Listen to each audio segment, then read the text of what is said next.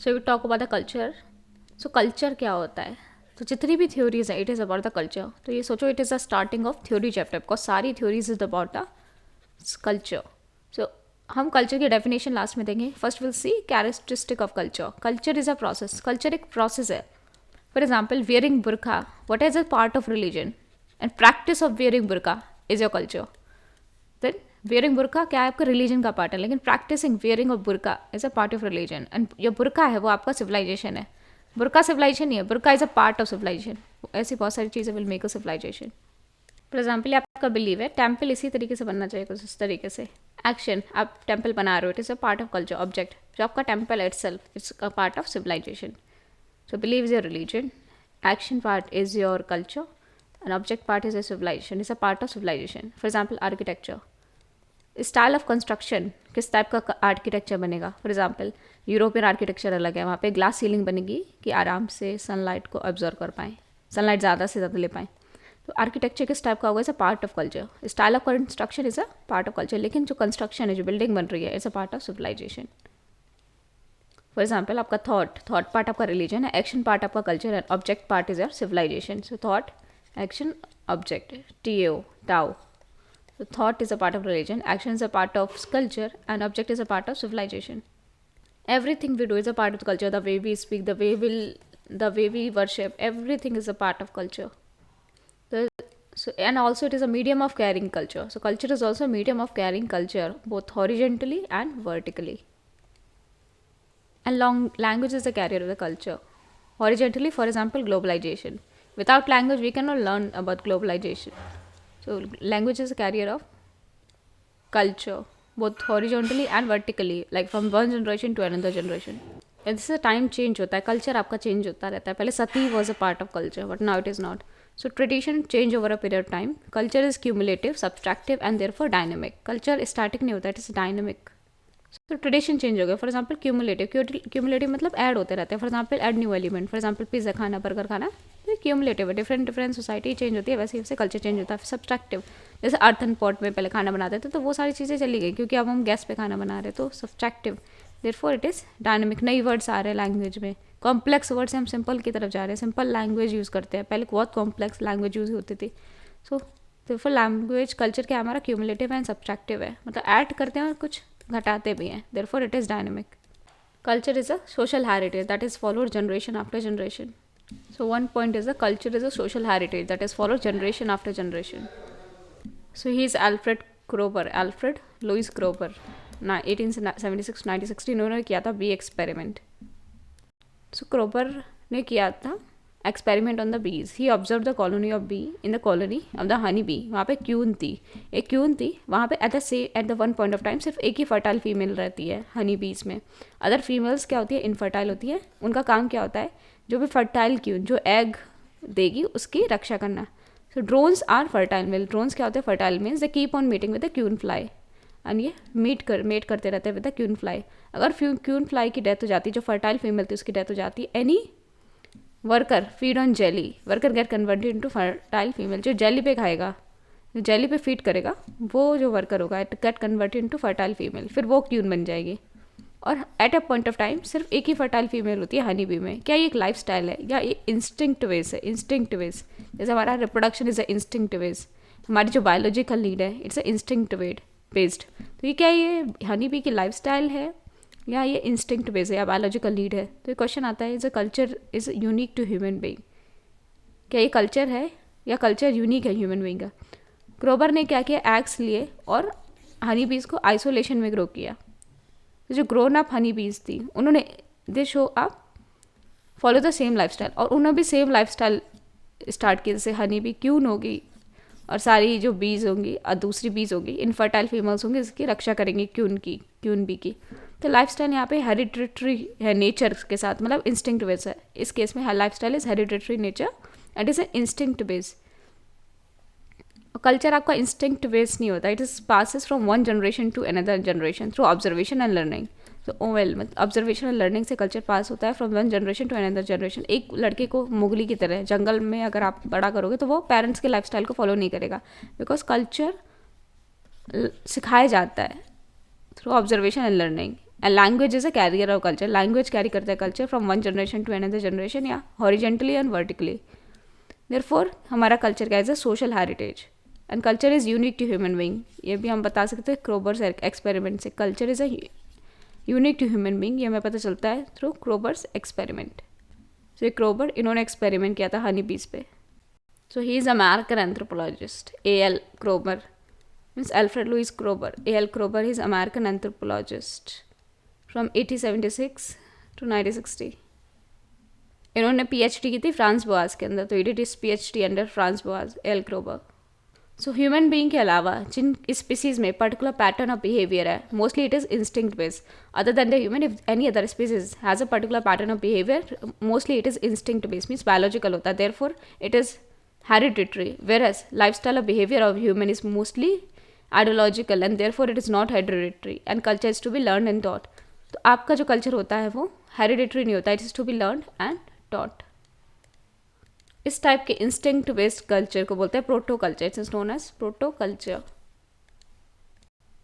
इसे कल्चर नहीं बोल सकते because is instinct based and biological need based तरीके से कल्चर बनाया गया, ना कि ये hereditary. And it is hereditary, ना कि ये सिखाया जाता है. एंड जो हमारा कल्चर होता है वो हेरिडिटरी नहीं होता है, इसे दूसरी जनरेशन को सिखाया जाता है, हेरिटेज में नहीं मिलता है. It is to be learn and taught. Culture is to faceted, means culture different society का कुछ सिमिलैरिटी है और कुछ डिफरेंसेस है. सिमिलैरिटी है, कुछ डिफरेंसेस भी है. तो हमारी एक थ्योरीज है कल्चर की, जैसे एक है एवोल्यूशनिज्म. एवोल्यूशनिज्म क्या बोलता है कि सारी ह्यूमन का एक जैसा माइंड है, एक जैसे न्यूरॉन्स है, एक न्यूरोलॉजिकल केमिकल्स है, तो एक जैसा सोचते हैं, तो इसलिए हमारा जो कल्चर है एक जैसा रहता है हर जगह. तो इसे बोलते हैं एवोल्यूशन. एक होता है डिफ्यूजनिज्म, कि कल्चर एक बंदे ने सोचा वही डिफ्यूज़ करा दूसरे बंदे को, तो it's a theory of diffusionism. So culture is to faceted, is a culture of different society has some similarity.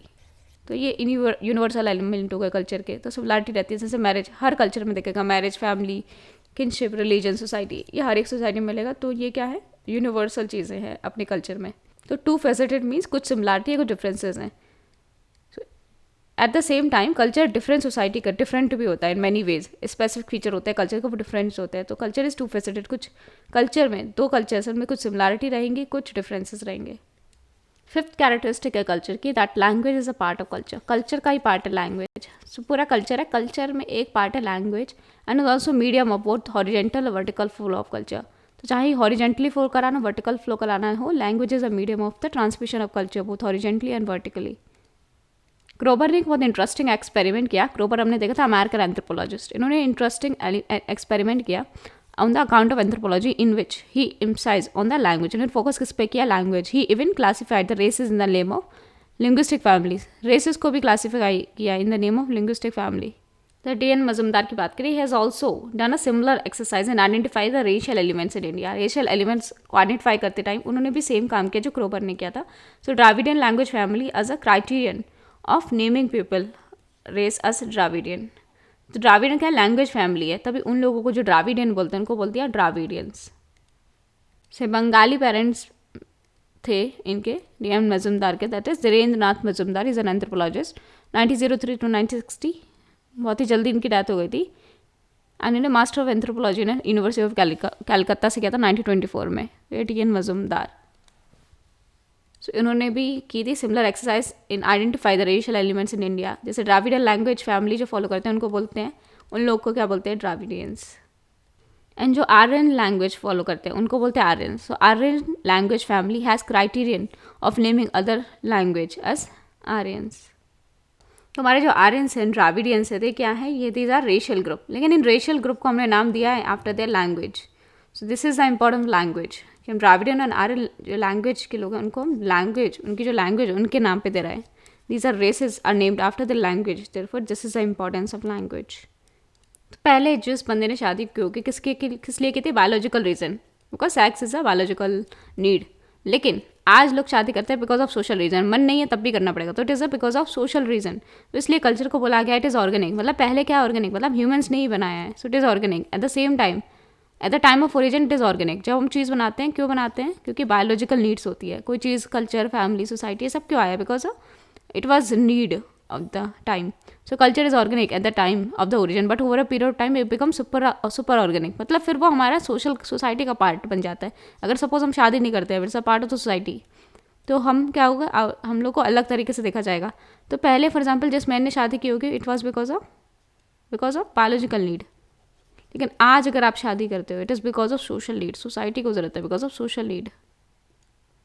For example सबसे पहले जिस बंदे ने इनसे स्टेप बुक किया होगा, मीन्स अपने रिलेटिव से शादी नहीं करनी है, भाई बहन से शादी नहीं करनी है, जिसने किया होगा उसने किसकी वजह से किया होगा? Because of biological practical reason.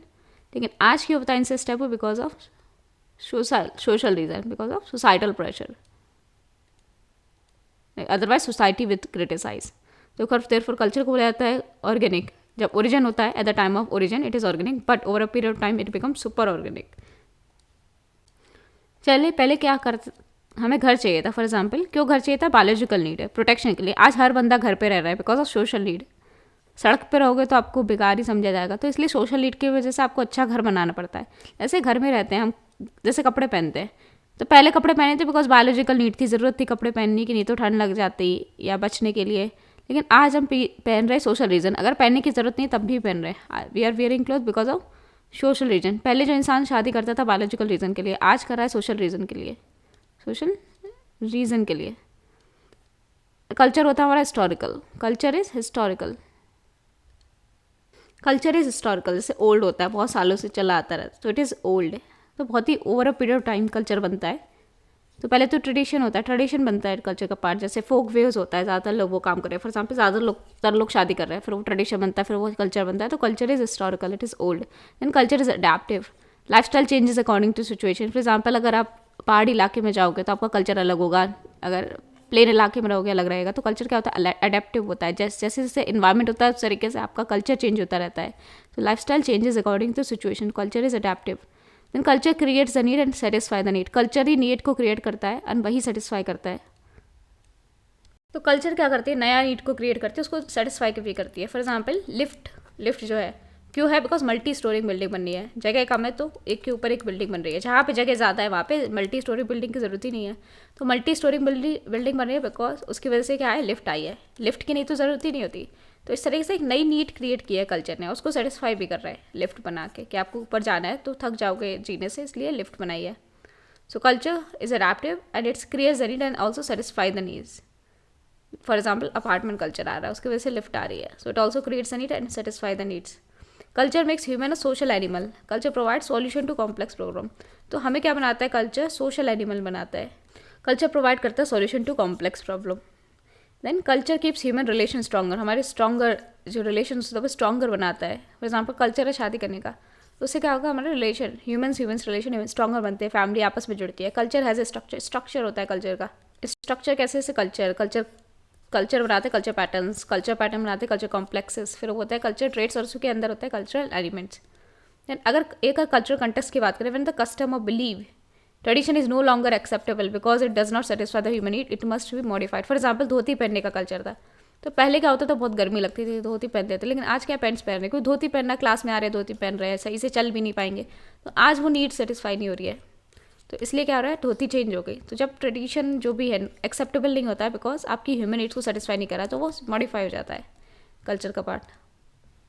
Then culture provide solution to complex problem. For example child care कैसे होगा? मदर फादर बिजी हो गए, तो इसलिए we have joint family. For example suppose fix meeting अगर नहीं होगी तो क्या होगा? बहुत ज़्यादा लड़ाई होगी, झगड़ा होगी. तो ये कॉम्प्लेक्स प्रॉब्लम को सुलझाने के लिए वी हैव मैरिज, कि सबकी एक एक पेट दे दी. So that's why we have institution of marriage. So culture provides solution to complex problems. So बहुत सारे कल्चर ट्रेड्स और कल्चर एलिमेंट्स बनाएंगे कल्चर कॉम्प्लेक्सेस. बहुत सारे कल्चर कॉम्प्लेक्स बनाएंगे कल्चर पैटर्न. अब वो सारे culture pattern will become a part of culture.